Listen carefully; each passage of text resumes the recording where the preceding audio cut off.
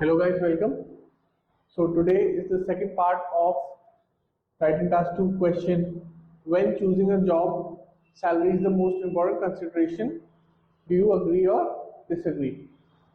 In the first part, I've already posted a video about how to make an introduction.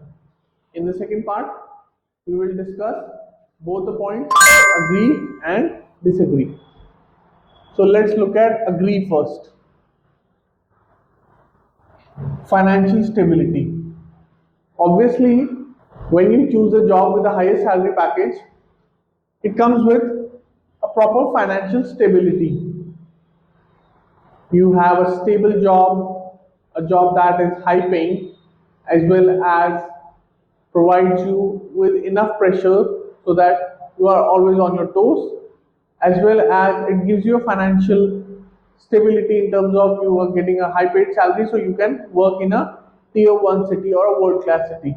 So for example, if you have a higher salary, you can work, you can live easily and save money if you are living in a city such as New York, Manchester, Toronto, London, etc. Fulfilling your materialistic wishes. This is our second point. Obviously, when you have a higher salary, you can afford anything. For example, a top-notch lawyer who is working in a big law firm earning hundreds of thousands of dollars can achieve any materialistic wishes that he has. If he wants to purchase a Rolex or a Cartier watch, or if he wants to go to vacation in south of France or anything, any place that has a very high premium, a very expensive place, he or she can work there. He or she can go and visit that place or purchase that item very easily. Higher purchasing power. Again, say kind of the same thing, but this is in terms of basic needs.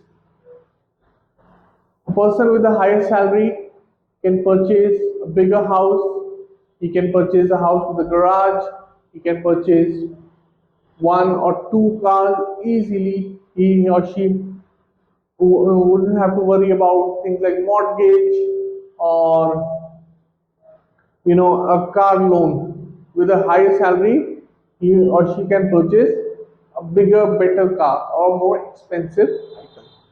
Okay. Now let's look at disagree. Now there are certain jobs that don't pay as much but provide you with a very good work-life balance.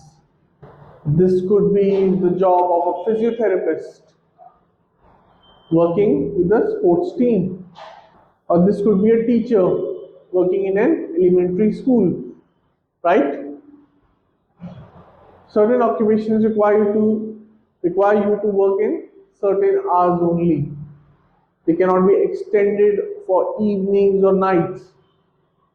They are not deadline driven.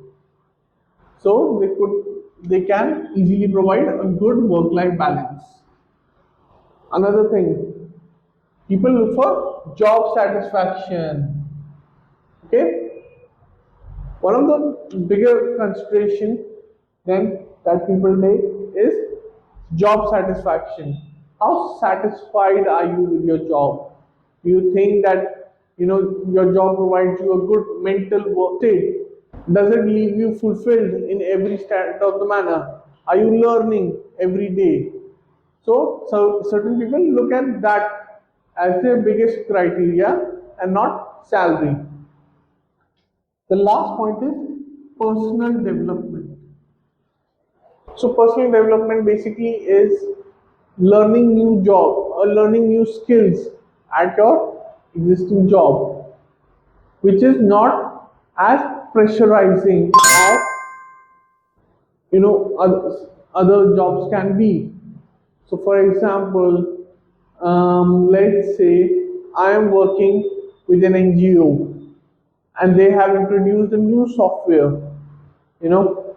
So I could be learning this new software, and I do not have the pressure to learn it straight away. I can, there are, the organization provides me with proper training, sends me to the experts, gives me an expert opinion about how to work with this software. So things like that are a part of personal development. Now, is there a counter view whereby you can say that there are certain jobs that have good salaries, but also they can have good work life balance, good job satisfaction, and personal development? Is there a possibility with that? Obviously, there are possibilities, but most of these jobs are pretty rare. So, for example, a NASA scientist, they earn good money, and most of them are driven by research. So, they have a good work life balance, they're pretty satisfied with the jobs, and they have huge personal development. But most jobs, 90 to 95% jobs, are divided into these two things. Sometimes people have to choose between these two things. Like, do they choose salaries, or do they choose a good work life balance but a meager or smaller salary? So, when you are writing this question, when you are writing the answer for this question, make sure that you either fully agree or fully disagree. Don't mix things up. Don't try to write the same. Don't try to write both the points of agree and disagree. Because what will happen if in your body biography you write about the fact that you agree with the statement, and in your body biography too you write about disagreeing with the statement, you will have a haphazardous conclusion whereby the reader will not know your opinion. And in this question, your opinion is asked. Okay? So, this is the end for this task, and I'll see you in the next one. Thank you. So, if you like this video, please make sure to hit the like and subscribe button